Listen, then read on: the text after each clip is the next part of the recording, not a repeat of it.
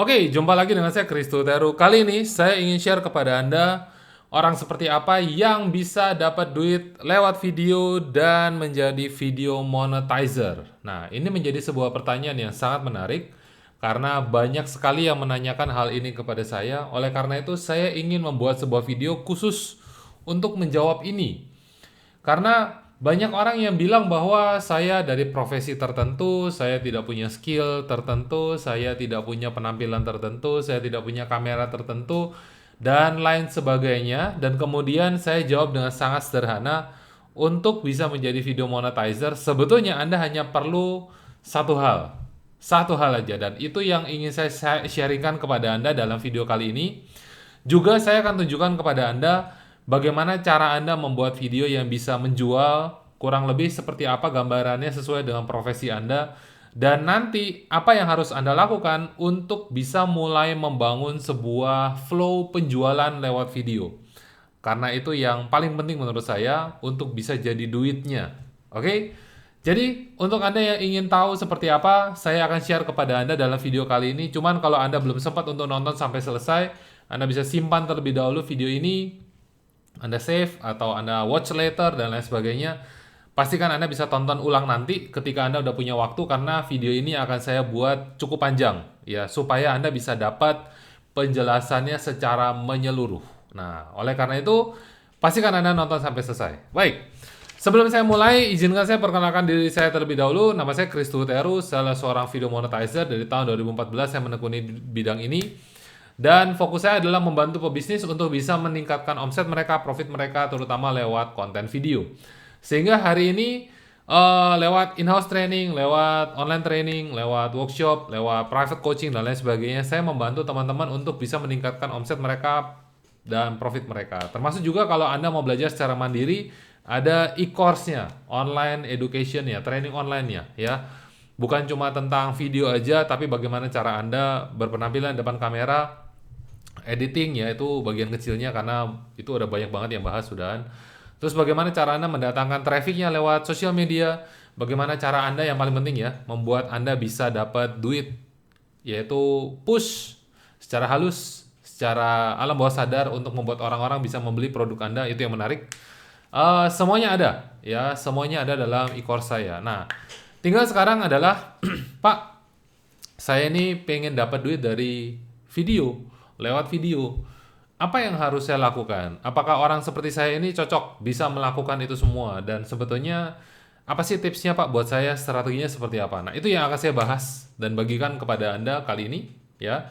Dan kita langsung aja mulai. Saya udah siapkan beberapa bagian yang seharusnya bisa membantu Anda untuk memahami konsep ini. Pertama adalah, apa syarat menjadi seorang video monetizer dan apa syarat untuk Anda bisa mulai dapat duit dari video, lewat video. Pertama adalah pertanyaannya, Pak, kalau saya dari profesi atau bidang tertentu, memungkinkan nggak untuk dapat duit lewat video? Saya bilang kepada Anda, video adalah medianya untuk Anda bisa mengkomunikasikan betapa pentingnya orang-orang bisa untuk membeli produk Anda. Intinya seperti itu ya. Video adalah media komunikasinya. Jadi video ini bisa melekat ke hampir semua profesi. Hampir semua profesi ya. Sehingga kalau misalnya yang ditanyakan adalah profesi-profesi yang umum ada dan beredar hari ini, misalnya adalah pengajar, edukasi, coaching, training, Anda jualan produk fisik, baju, fashion makanan gitu ya, ekspedisi, Anda dari dunia pertanian, Anda ini dari dunia misalnya jasa dan lain sebagainya, itu sangat bisa. Karena banyak orang, ya Anda jawab pertanyaan saya, banyak orang yang belum tahu bisnis Anda.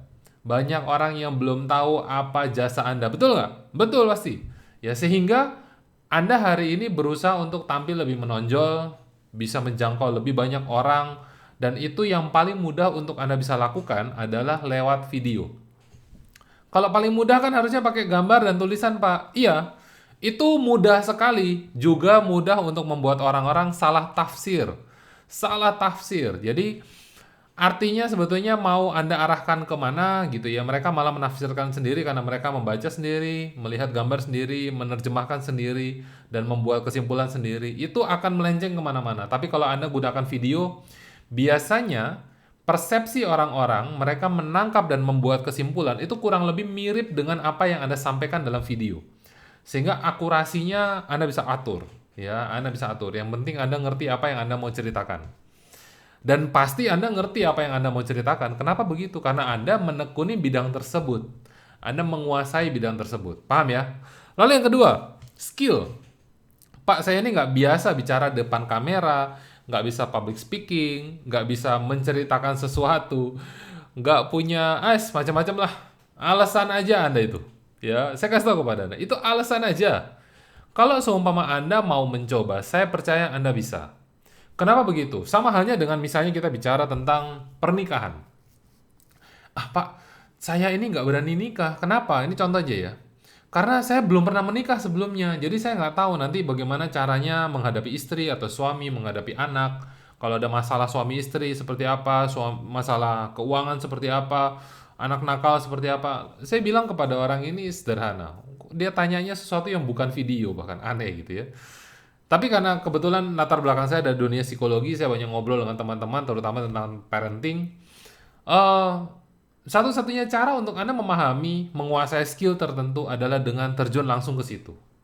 Apakah Anda nunggu untuk bisa nimbrung nih dalam rumah tangga orang, terus kemudian Anda belajar di situ jadi orang tua, jadi punya anak dan lain sebagainya? Bisa. Anda melihat dari luar itu bisa, tetapi cara satu-satunya untuk Anda mempelajari itu adalah dengan Anda terjun langsung. Nah, jadi kalau misalnya bicara tentang skill, tentang bicara, tentang public speaking, tentang bicara depan kamera, PD dan lain sebagainya, itu adalah skill yang ditumpuk, dididik, ditumbuhkan, dibentuk, dan apapun itu istilahnya. Ya, jadi semua orang mulai dari nol. Yang saya percayai adalah Anda udah tahu apa yang mau Anda ceritakan, karena itu kan di bidang Anda, atau mungkin Anda baru mulai mempelajari hal tersebut pun tidak masalah. Jadi setidaknya Anda tahu sedikit lebih banyak dibandingkan orang lain. Jadi tinggal Anda ngapain? Ceritain aja, sharing aja. Saya percaya Anda udah sering ngobrol dengan bapak-bapak arisan, ibu-ibu arisan gitu ya, 17-an, tahun baruan, nongkrong di depan rumah mungkin dengan tetangga Anda, menceritakan apa pekerjaan Anda. Mereka mulai bertanya, pekerjaan ini tentang apa, membantu apa, dan lain sebagainya. Anda bisa bercerita dengan begitu luas, begitu santai, begitu menyenangkan, membuat orang-orang terinspirasi. Lakukan hal yang sama di depan video, di depan kamera. Ini kameranya, ya. Lalu kemudian yang ketiga adalah tentang penampilan, Pak. Saya kasih tahu kepada Anda, penampilan itu udah nggak bisa dirubah. Kecuali Anda mau operasi plastik, Anda mau bikin jadi cantik, jadi ganteng, dan lain sebagainya. Tapi ngapain? Kalau seumpama Anda memang mau tampil lebih baik, berusaha pakai baju yang oke, Anda berusaha untuk rambut dirapikan, Anda berusaha untuk cukur jenggot, cukur kumis, pakai bedak, lipstick, dan lain sebagainya. Selesai. Tapi kalau masalah Anda bilang alis saya naik sebelah Pak, turun sebelah Pak, muka saya miring sebelah Pak, telinga saya ada yang kebuka, ada yang ketutup Pak, dan lain sebagainya. Itu Tuhan yang bikin gitu. Ya sudah, enggak apa-apa. Toh kita lihat sekarang banyak orang-orang yang jadi artis mukanya pas-pasan. Ganteng kagak, cantik kagak, dibilang jelek juga kagak, dibilang menarik juga sebetulnya biasa-biasa aja. Bahkan ada yang tingginya 2 meter lebih, ada yang tingginya di bawah 100 cm, tetap bisa meledak. Saya kasih tahu kepada Anda, tetap bisa meledak. Karena itu tidak diukur dari penampilan Anda, itu faktor yang sangat kecil, ya. Yang orang-orang lihat adalah seberapa Anda mau untuk terus berusaha. Karena dunia itu bekerja dengan cara seperti itu. Mereka akan membantu siapapun yang mau terus berusaha. Gimana Pak caranya untuk bisa terus berusaha? Ya mulai dulu. Dari hal pertama, mulai dulu. Dan itu yang dilakukan oleh murid-murid saya kebanyakan hari ini. Ya, mereka mulai terlebih dahulu dan ternyata sesuai dengan apa yang saya ceritakan. Ya, 2-3 bulan belajar tentang bagaimana cara membuat video yang bisa dimonetize, omsetnya naik. Ya, ada yang 2 kali lipat, ada yang 3 kali lipat, 2-3 bulan ya. Saya bilang kepada teman-teman, 1 tahun Anda fokus seperti itu 10 kali lipat. Padahal hari ini zamannya PSBB, zamannya COVID, mereka pusing banget bagaimana cara menstabilkan omset. Di sisi yang lain masih banyak orang yang bisa meningkatkan omset mereka. Anda harus tahu itu. Kok bisa ya Pak? Karena mereka melakukan apa yang orang kebanyakan di luar sana tidak lakukan. Paham ya? Oke. Nah, jadi nggak ada masalah Anda itu siapa, Anda tetap bisa jadi video monetizer, Anda bisa tetap dapat duit lewat video. Yang penting adalah Anda tahu apa sih yang dilakukan oleh seorang video monetizer. Bagaimana caranya Anda bisa dapat duit lewat video, ya. Saya udah bahas itu sebetulnya di video sebelumnya, Anda bisa cek aja karena detail banget di situ saya bahas, tapi intinya seperti ini. Seorang video monetizer adalah orang yang pernah menyelesaikan satu masalah dan mau sharing caranya bagaimana menyelesaikan masalah tersebut dan apa manfaat yang dia dapat ketika dia bisa menyelesaikan masalah tersebut. Manfaat itu adalah misalnya nih, oh ternyata istri saya awal ketika belum menikah nggak bisa masak, dia kemudian setelah menikah dia berusaha untuk belajar masak. Akhirnya apa? Bukan tentang dia bisa menghidangkan makanan di atas meja setiap harinya. Walaupun itu sangat saya syukuri hari ini. Tetapi hubungan kami suami istri menjadi sangat baik. Kami sering makan bersama di rumah karena kebetulan saya juga kerja di rumah, dia jaga anak di rumah.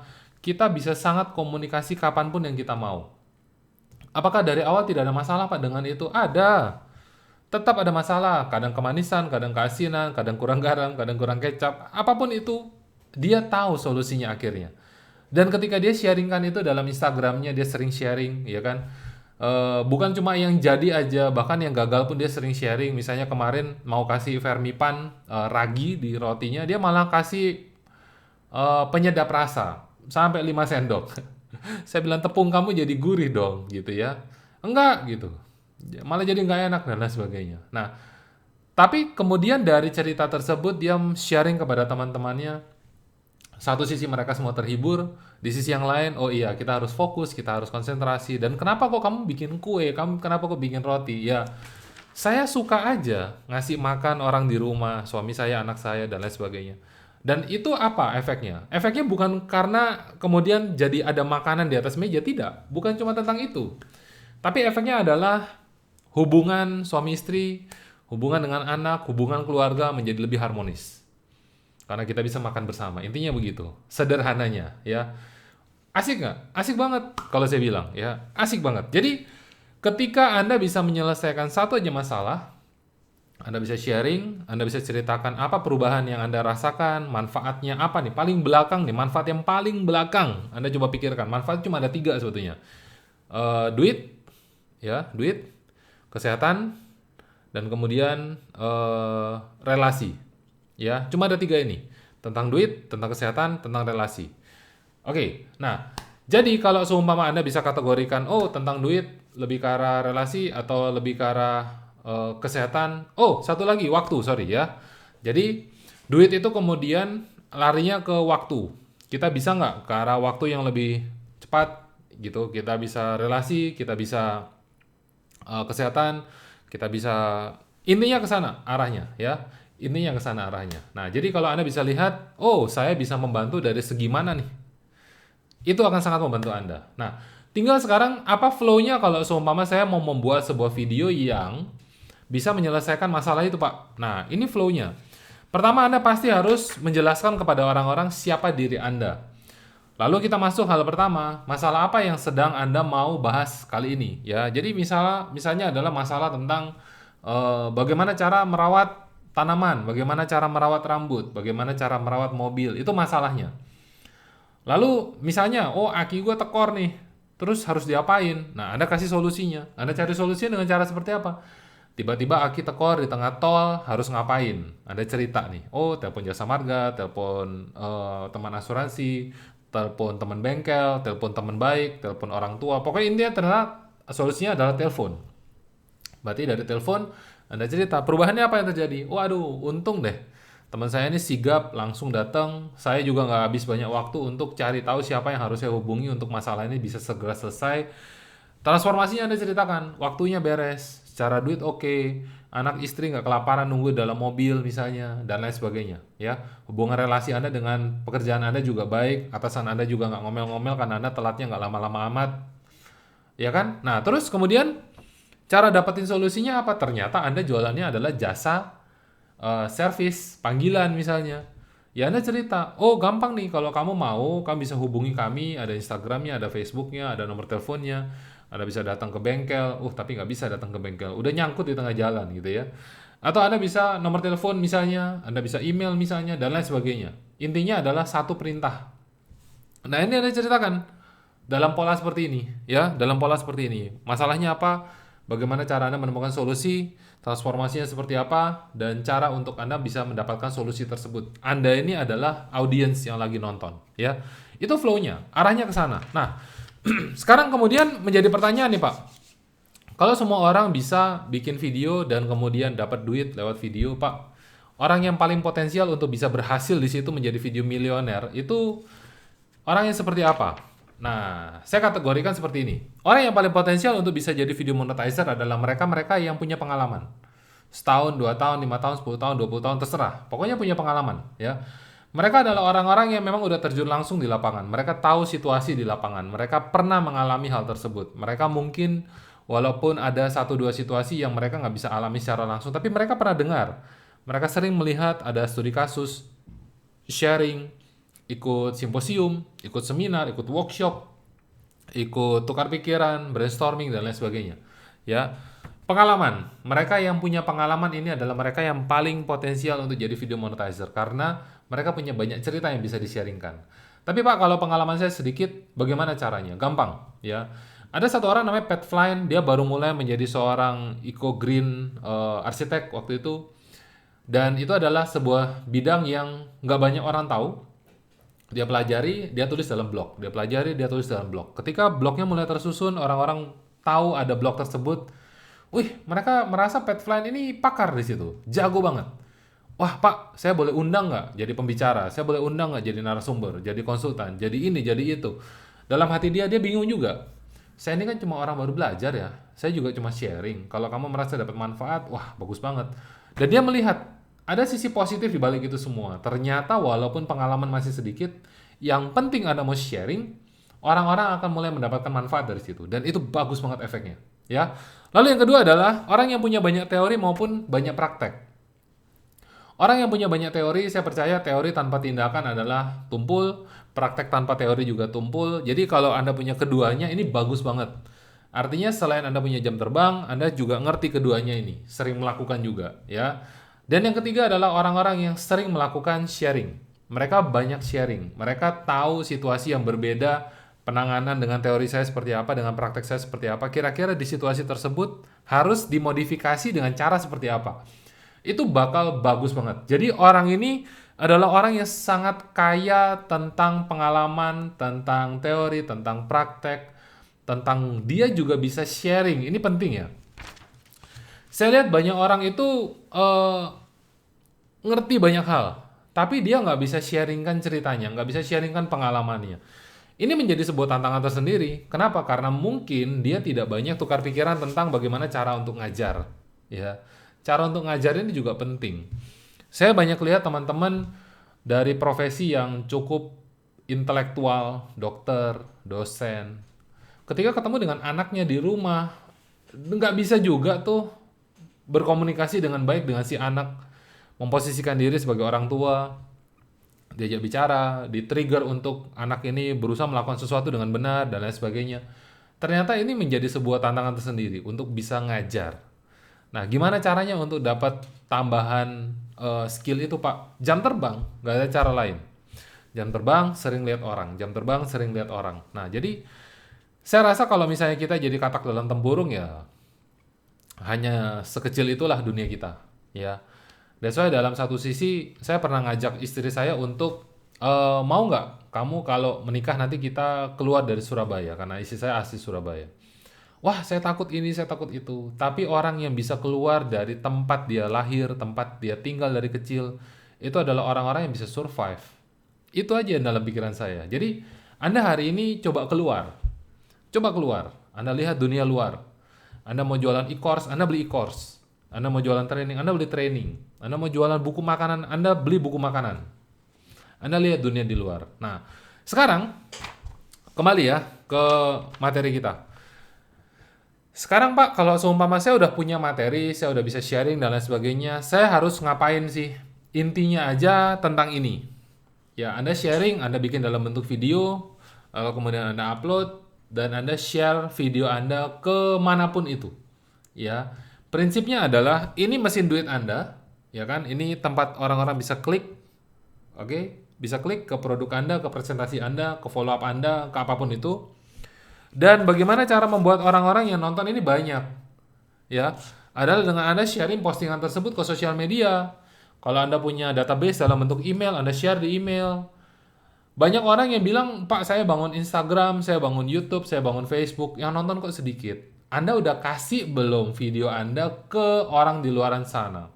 Saya kasih logikanya begini. Kenapa banyak orang yang hari ini nggak bisa melihat postingan Anda di sosial media? Apapun bentuknya, mau jualan, mau edukasi, mau tips, strategi, apapun itu. Karena sosial media itu bekerja dengan sebuah cara yang sederhana. Dia itu test market dulu. Ketika Anda posting, dikasih ke 5% dari audiens Anda. Hanya 5%. Hanya 5% ketika baru mulai pertama kali rilis. Ya. Terus kemudian, walaupun itu follow maupun tidak follow Anda ya, catat itu baik-baik. Dikasih ke 5%, dari 1000, 5%. 5% ini nonton nggak dari 1000 tersebut? Kalau mereka nonton, mereka bereaksi, mereka kasih like, mereka kasih komen, dan lain sebagainya, di-save, di-share. Waduh, seneng banget sosial media itu. Ditonton sampai selesai, ya, habisin banyak waktu di situ gitu ya, engagement di situ. Mereka ini sosial medianya akan mulai menilai bahwa konten Anda bagus. Ketika konten Anda bagus, mereka mulai share ke katakanlah 15% ke 20% berikutnya. Orang yang di follower Anda, orang yang follow Anda, atau mungkin ke orang yang belum follow Anda sama sekali. Ada kemungkinan ke sana, ya, mulai ada kemungkinan ke sana. Jadi dari follower dulu mereka dominan, baru ke orang yang belum follow Anda. Nah, dari proses ini Anda harus tahu bahwa kalau 5% pertama aja Anda nggak lolos, Anda nggak berusaha all out, all your best untuk mendatangkan traffic nonton video Anda, dia nggak akan lanjut ke 20% berikutnya atau 15% berikutnya. Paham ya? Nah, terus kemudian gimana kalau misalnya nggak di booster, Pak? Kita nggak datangkan traffic 5% pertama ini. Terus yang nonton ternyata sedikit. Apa yang terjadi? Ya, si sosial media akan bilang, ini konten kelas sekian lah, nanti aja deh. Ya, karena ada banyak sekali orang yang posting dalam sehari sekian juta video. Dan kemudian bagaimana caranya si YouTube atau si Facebook atau si Instagram memilih konten mana yang akan saya naikkan, populerkan. Nah, dia akan melihat konten yang memang bisa meledak. Banyak engagement, banyak yang nonton. Intinya begitu aja, paling gampang. Nah, terus apa yang harus dilakukan, Pak, kalau begitu? Ya udah. Poin terakhir, Anda share postingan Anda. Nih, Anda share postingan Anda, kasih tahu kepada orang-orang. Ini sangat bagus, ini oke, kamu perlu tonton, ada edukasinya, saya share pengalaman saya kasih tips, apapun itu yang harus Anda lakukan. Ya, Pak, gimana sih sebetulnya cara untuk mempromosikan video saya yang bagus? Gampangnya begini. Ketika Anda PDKT sama seorang cewek atau seorang cowok, Anda akan berusaha menjual diri Anda sebaik mungkin, betul? Pakai parfum, bicara manis, bawa hadiah, bawa coklat, bisa merayu, bisa membujuk, menceritakan apa baiknya diri Anda, menceritakan pengalaman Anda, apapun itu. Mulai ada bayangan, ya, itu secara naturalnya seperti itu Anda pasti bisa melakukan ya, pasti, karena gampang banget nih contohnya. Nah, terus kemudian, kalau seumpama video, ya Anda ceritakan hal yang sama, kasih tampilan yang menarik, kasih ceritanya, apa prolognya, intronya seperti apa, Anda ceritakan garis besarnya, poin apa yang Anda bagikan, benefitnya apa kalau mereka nonton. Kalaupun misalnya mereka nggak dapat benefit, ya bantulah support. Sesimpel itu, udah melakukan belum? Kalau belum, ya that's why kenapa postingan Anda sepi. Sepi. Banyak orang bilang, oh followersnya banyak, Pak, tapi kok yang nonton sedikit. Anda udah berinteraksi nggak dengan mereka? Jarang, Pak, saya interaksi. Ya sudah. Oh, rajin Facebook Live, rajin Instagram Live, follower tetap 300, 400 orang. Kenapa bisa begitu?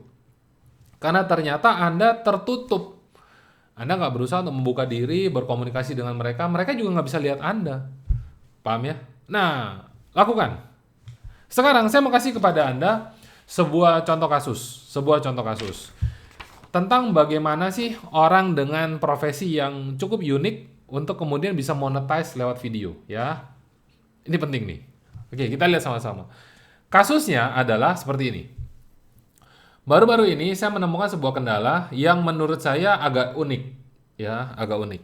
baju cucian ini muncul bintik-bintik hitam. Karena saya nyuci sendiri, jemur sendiri, ya kan? Saya melakukan itu semua sendiri. Kadang-kadang kalau lagi malas istri yang lakukan, kadang-kadang kalau lagi malas lagi asisten yang lakukan dan lain sebagainya. Intinya begitu. Tapi saya suka melakukan pekerjaan rumah. Kenapa? Karena satu, mendisiplinkan diri, itu bagus banget, ya.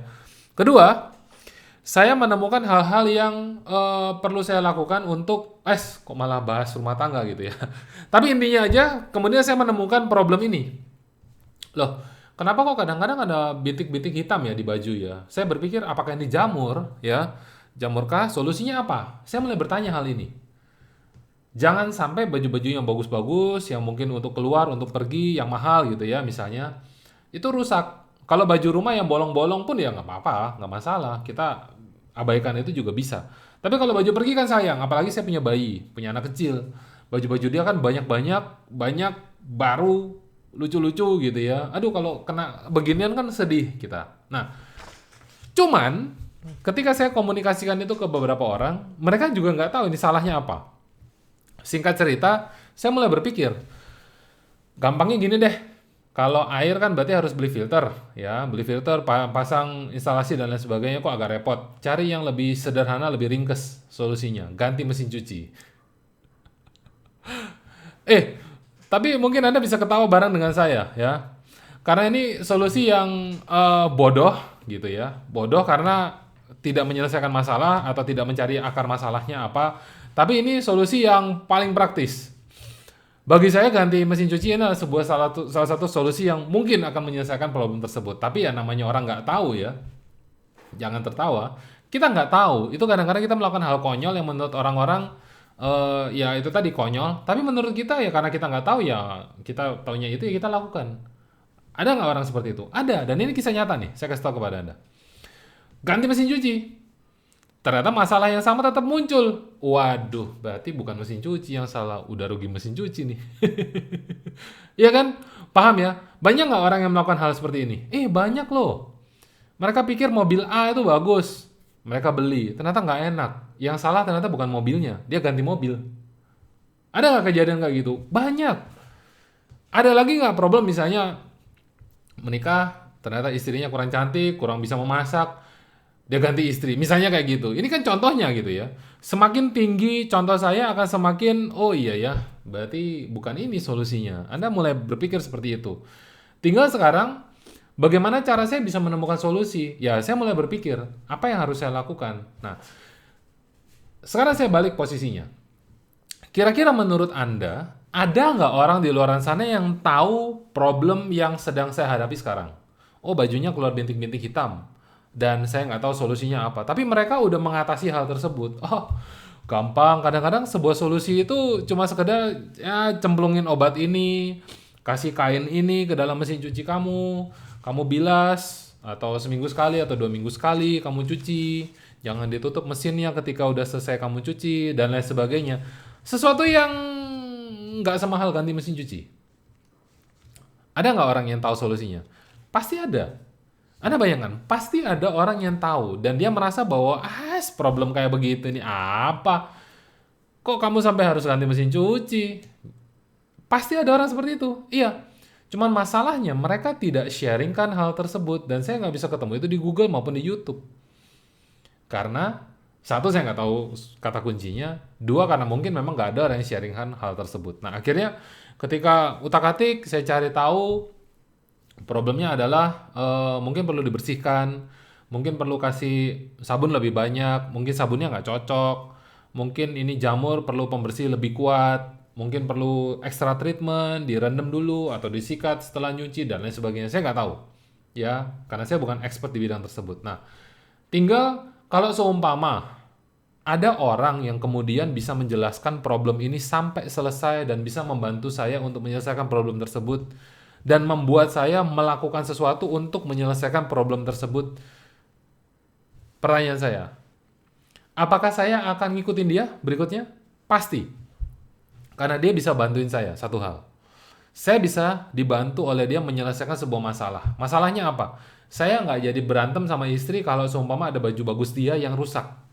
Karena ada muncul noda bintik-bintik hitam. Catat, masalah baju ini ternyata korelasi dengan istri saya. Oke, itu transformasi yang harus bisa diceritakan kalau Anda mau jadi video monetize dan bahas tentang cara treatment baju.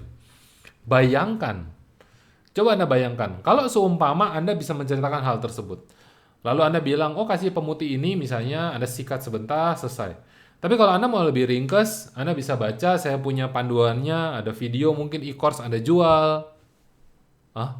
Jual e-course tentang cara merawat baju, mencuci baju. Ada nggak? Ada. Atau mungkin belum ada. Tinggal Anda buat aja. Ada yang mau beli nggak? Ada. Barang kayak begini ada yang orang mau beli? Ada.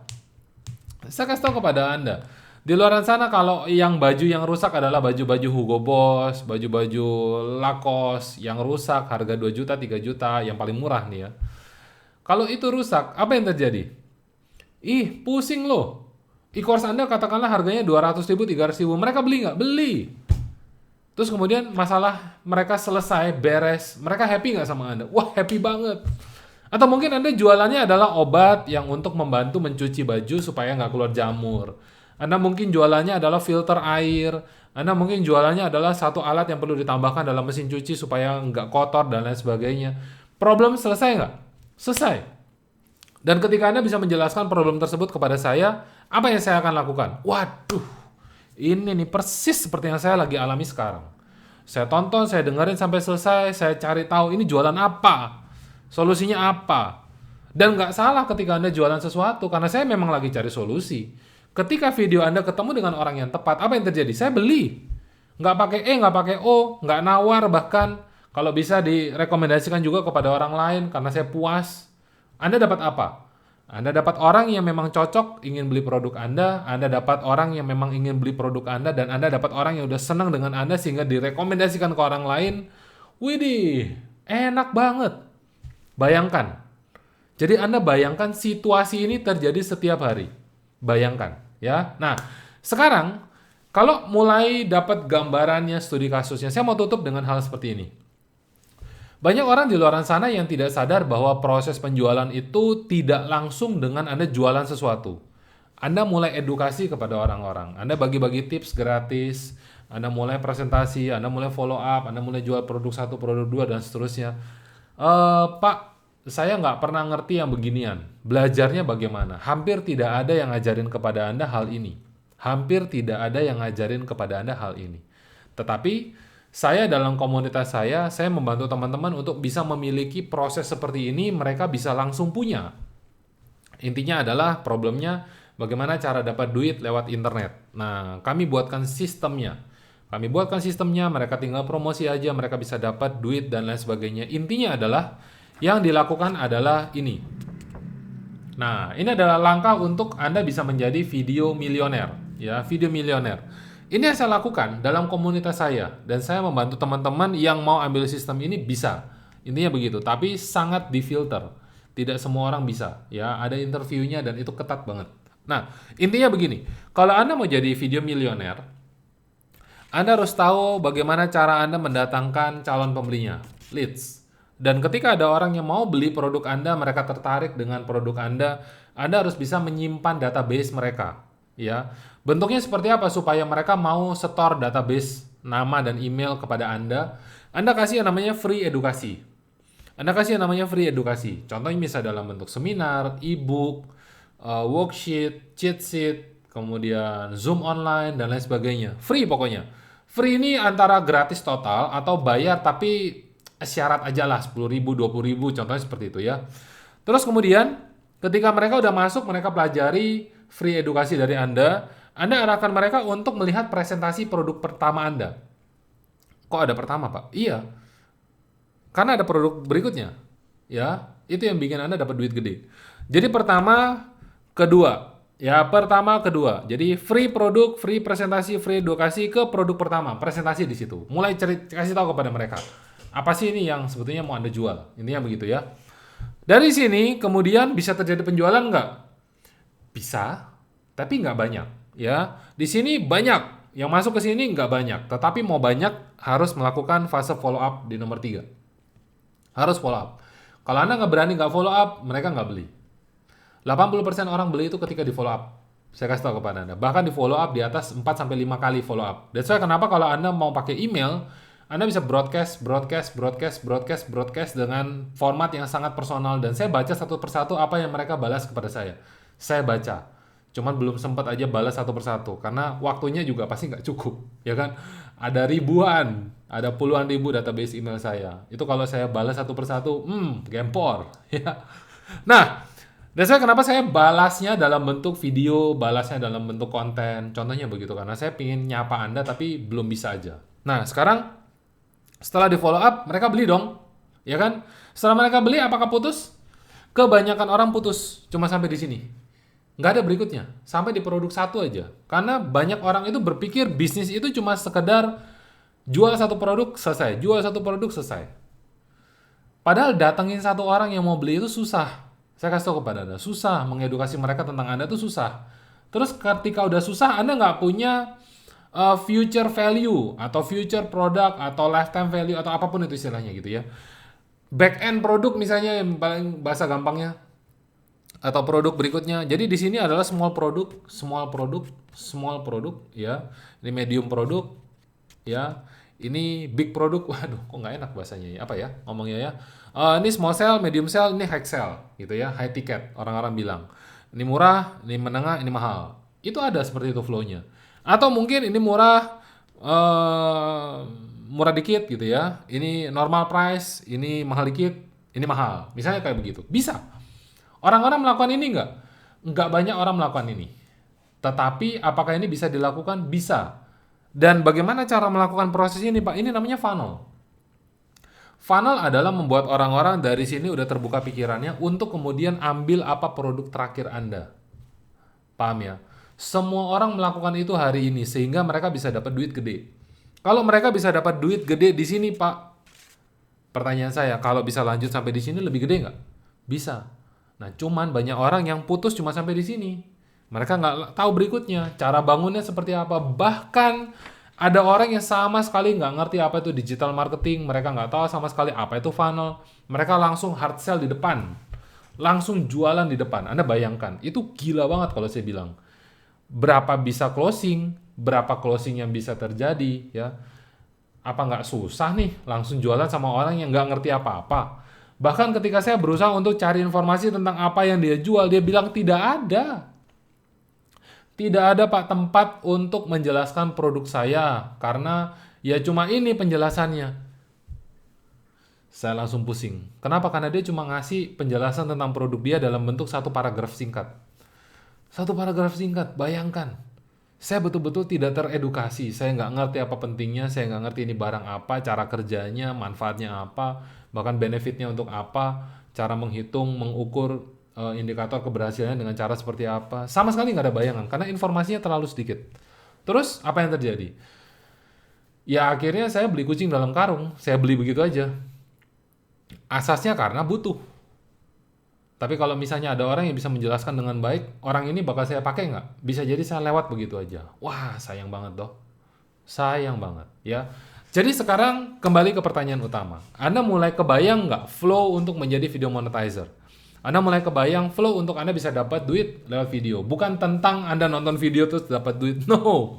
Itu tidak mungkin membuat Anda bisa dapat duit. Bisa sih, tapi kecil. Kita mau bicara angka miliar, ratusan juta, puluhan juta lah paling nggak.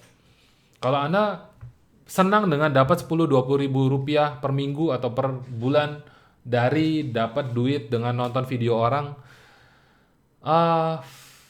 berarti Anda nggak cocok di channel ini. Selesai, sesimpel itu ya. Nah, jadi sekarang harapan saya adalah, videonya cukup panjang kan ya. Harapan saya adalah Anda udah terbuka pikiran Anda dapat insight baru, Anda dapat ide baru, Anda tahu bagaimana cara mulai mengolah ini semua ya. Nah, sekarang saya mau tanya sama Anda di akhir video ini. Apa yang ada dalam pikiran Anda sekarang, yang Anda dapatkan, yang Anda pelajari, yang Anda bisa terapkan, atau apapun, ya.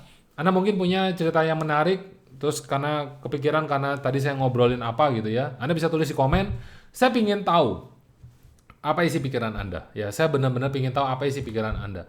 Dan kalau Anda suka konten ini, Anda bisa komen juga, karena kalau iya, saya akan lanjutkan ke fase berikutnya. Dan kita akan jumpa lagi di video berikutnya supaya nggak kepanjangan gitu ya. Sampai jumpa di video berikutnya. Terima kasih udah nonton sampai selesai. Sukses selalu untuk Anda. Stay safe, stay healthy. Dari saya, Chris Sutero. Bye-bye.